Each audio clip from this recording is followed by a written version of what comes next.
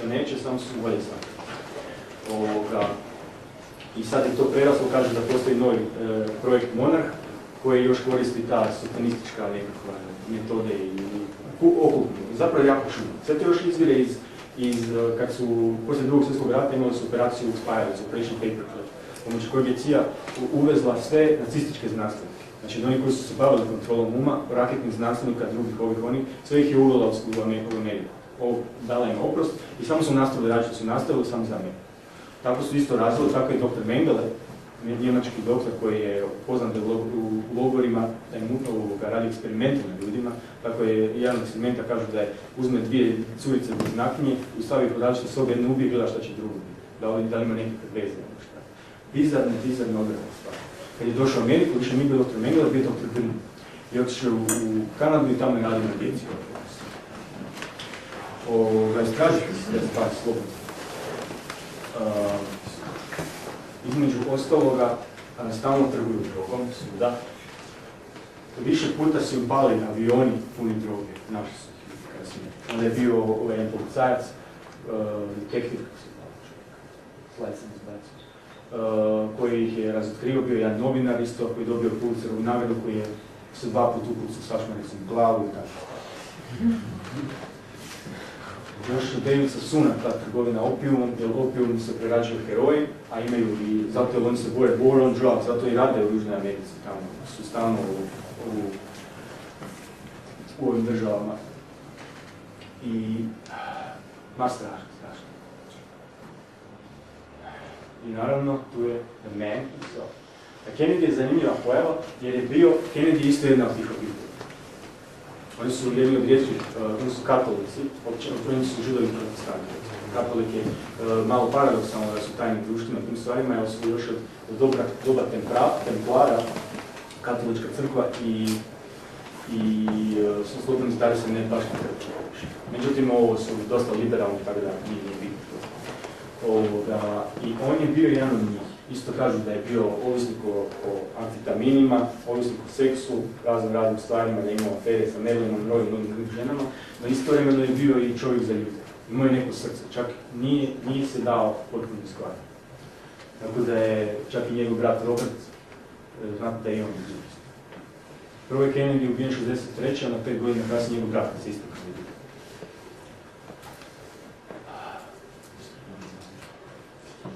One of the major pieces of evidence in the assassination. Evo, njegov brat je isto ubijen, da, Kennedy kad je ubijen, dobro ćemo tog, Sirhan, ludi sa ubijica. Poludio je čovjek i htio ga ubiti. Kad su našli njegov dnevnik kojim je pisao da želi $100,000 kad ubije Kennedy, do tog datuma do kad su bili izbori. I dan danas je u zatvoru.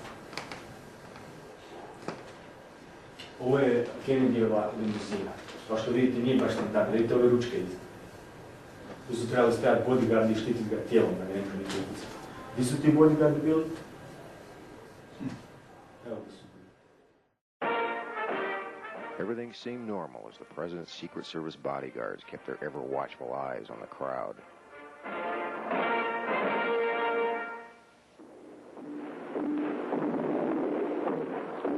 Everything seemed normal as the president's motorcade began its journey.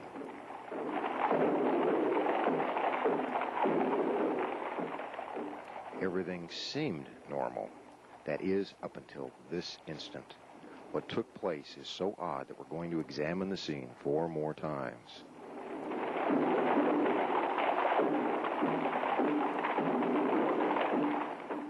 Watch the left side of your screen. The arrow points to agent in charge, Emory Roberts, as he stands in the Secret Service follow-up car and motions with his hand. What he is doing is calling away the president's 2 most important bodyguards, the bodyguards whose job was to protect the president's back by riding on the bumper of the limousine throughout the motorcade.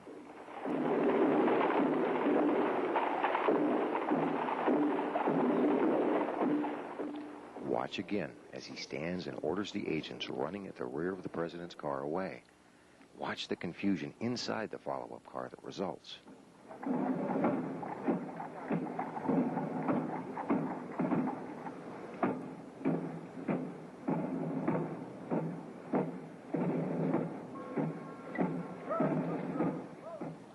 watch the right side of your screen, the arrow points to one of two agents whose job was to hop aboard the bumper and act as human shields. He's obviously perplexed. Watch as he shrugs his shoulders 3 times in dismay, each shrug more dramatic than the last.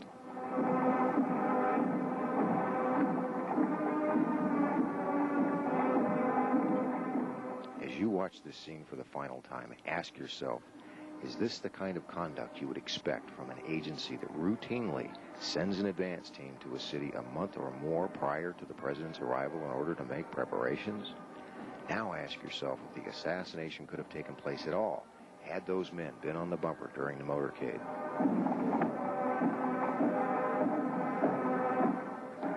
This is the rear of the presidential limousine. The back bumper is specially designed with a platform on both the right and left sides. There are also handrails on both sides of the trunk. This is where the agent should have been to provide the president even minimal security. The president, unaware of the treachery behind him and the danger waiting for him ahead, continued on to his death. You are about to see segments from 3 of at least 4 films shot in Dealey Plaza of the assassination. The 4th was confiscated by the FBI and has never been released for public viewing. Da, i koga je osuđen je Lee Harvey Oswald, čovjek koji je jednom bio u Sovjetskom savezu, bio tamo aktivnosti imao sa socijalistima i to, njega su našli za optužen. I šta se dogodilo, dok nije bilo počelo suđenje, došao Jack Ruby, gangster, i upucao prije što su došli na suđenje. I taj Jack Ruby je poginuo 5 godina kasnije u zatvoru. Tako da nema nikakvih svjedoka. Ali ne znam zašto bi gangster toliko kanio to. Kasnije su čak japanski stručnjaci pregledavali snimke zvuka i utvrdili da se radi o 2 različita oružja koja se pucala. A prema ovoj teoriji sa Lee Harvey Oswaldom, on je pucao svojim bolt action, znači moraš svaki put izbaciti koliko ti vrati nazad. I zatvarač. I pogodio ga je s 3. metkovićem. Dok imao najmanju ruku, promašio je, repetirao je, promašio je i onda je navodno pogodio. Predsjednik je odvežen i svi su doktori, kad je došli u salu, tvrdili da ima veliku ruku naprijed, malu ruku naprijed, veliku ruku iza, što je karakteristično za metak od naprijed. Kad dođe metak, on uđe unutra, raširi se i meso izbaci u drugu stranu. Kasnije, naravno, predsjedniku mozak je zametnut u autopsiji i nikako se ne mogu utvrditi. Slike su kasnije doktorirane da izgledaju drugačije, a Warrenova komisija koja je istraživala, to sve su kasnije zvali Warrenova omisija. Je propustila to isto.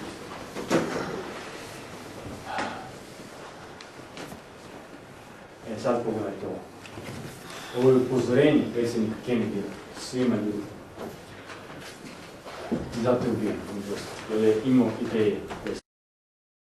Ladies and gentlemen, the very word secrecy is repugnant in a free and open society.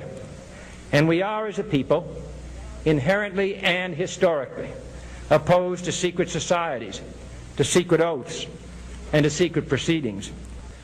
For we are opposed around the world by a monolithic and ruthless conspiracy that relies primarily on covert means for expanding its sphere of influence, on infiltration instead of invasion, on subversion instead of elections, on intimidation instead of free choice. It is a system which has conscripted vast human and material resources into the building of a tightly knit, highly efficient machine that combines military, diplomatic, intelligence, economic, scientific, and political operations. Its preparations are concealed, not published. Its mistakes are buried, not headlined. Its dissenters are silenced, not praised. No expenditure is questioned, no secret is revealed. That is why the Athenian lawmaker Solon decreed it a crime for any citizen to shrink from controversy. I am asking your help in the tremendous task of informing and alerting the American people, confident that with your help, man will be what he was born to be, free and independent.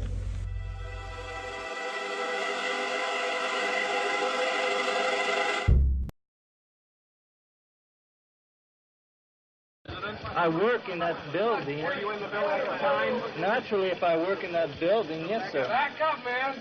Come on, man. No, they're taking me in because of the fact that I live in the Soviet Union. I'm just a patsy.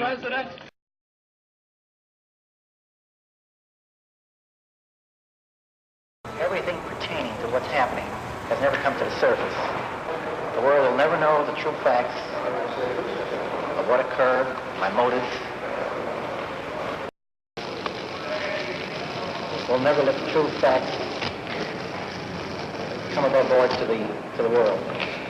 Now, these people are in very high positions, Jack. Yes. Da? I Lyndon Johnson, njegov potpredsjednik, je zvao Kennedy-a irska mafija, to je Kennedy općenito. I to su bili im trn u šapi jako. Kad je Robert Kennedy se kandidirao za predsjednika odreda, rekao se nešto. A njegova obitelj se povukla jako i nekakve dobivaju novce stalno, jako čudno se. Onda imate izvještaj sa željezne planine, Iron Mountain, gdje je još provedeno istraživanje na mogućnosti ili poželjnosti mira.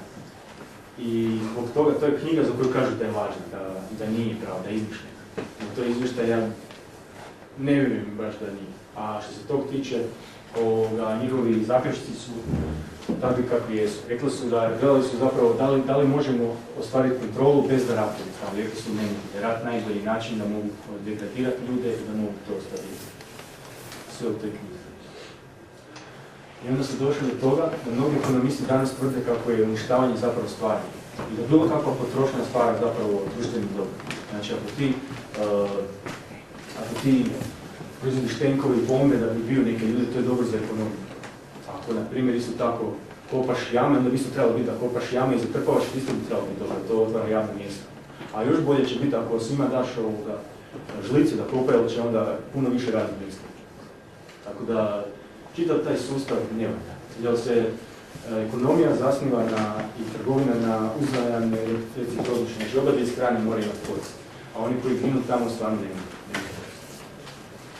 To je ta doktrina koju sad stalno guraju u moderne škole, da je zapravo vojna industrija dobro, da je sve to dobro, da je bilo kakva potrošnja. To je opet ono, kada potrošači prestanu kupovati, trošiti novce koje nemaju na stvari koje ne trebaju. Onda imate globalno zatopljenje. I Al Gore. Da, ja sam rekao da je George Bush postao Man of the Year, u Time magazine. U Time magazine sve, Hitler je bio 2 put Man of the Year. Tako je i Al Gore, odmah kad je napravio film Neugodna istina o globalnom zatopljenju, koji je postao baš film o tome kako je globalno zatopljenje strašno, kako sve smo mi krivi zbog toga. Zapravo su najveći proizvođač ugljičnog dioksida su oceani, pa vulkani, pa ljudi su negdje skroz na iza i mi utječemo jako malo. I zapravo upitna čitava ta teorija da ugljični dioksid utječe na efekt staklenika. Znači da ti povećaš tu neki plin za 0,1% i da će sad sve početi rasti. To je samo tako. Uglavnom, kako god, čim je Al Gore izdao Neugodnu istinu, dobio je Nobelovu nagradu za mir i Oscara za najbolji film. Na globalnoj konferenciji je bilo Kopenhagen, ovo što je pokazalo prošle godine, je bilo ona najveća susnježica i pad snijega. To je bilo onako ironično. Onda imate ovaj film, ću pogledati.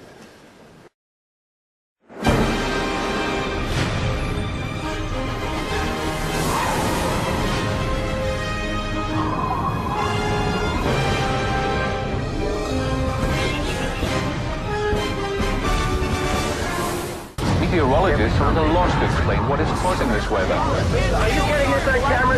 What you see is happening now. There is so much damage. Tokyo was battered by the largest hailstorm on record. Spent weather experts yesterday slamming. I'm here in New Delhi. It's snowing. That's a tornado! Yes, a twister in This is just massive. We have live coverage. There is a wall of water coming towards New York City. Everybody, get out of here!